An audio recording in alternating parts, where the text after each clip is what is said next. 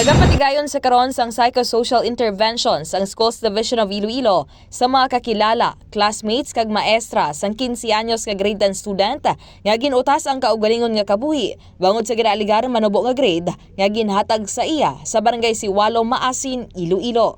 Ini ang sunog kay Dr. Ernesto Cervellon Jr., Schools Division Superintendent sang STO Iloilo sa pagpakigangot sang K5 News FM. Dugang panay Cervellon, ginpangunahan ini sang ila talatapan sa buligban sang Child Protection Committee o kan CPC sang Siwalo National High School.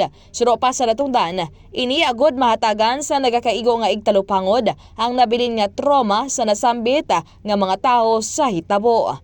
Yari bala pagmatian naton ang ningkabahing sang pahayag ni Dr. Cervellon.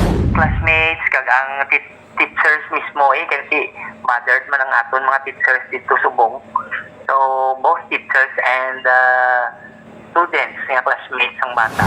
Sa karon nagapadayon ng investigasyon sang Schools Division of Iloilo angot sa nasambit nga kaso kag may pila ka mga nadiskubrihan ng nasambit nga talatapan. Report nagikan sa SDO Iloilo. Ini si K5 Kimon Tanyo Kaluyo kag para sa kampiyon nga balita, serbisyo publiko kag kalingawan sa Iloilo. K5 News FM.